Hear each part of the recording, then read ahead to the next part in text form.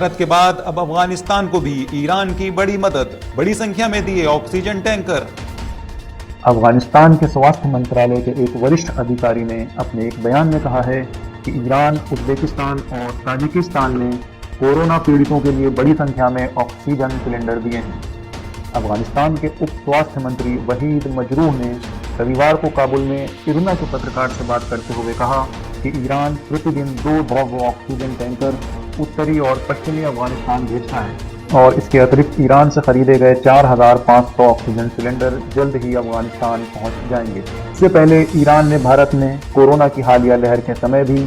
भारत की ऑक्सीजन द्वारा ऐसे समय में मदद की थी जब भारत में ऑक्सीजन की कमी से मौतों का आंकड़ा लगातार बढ़ रहा था।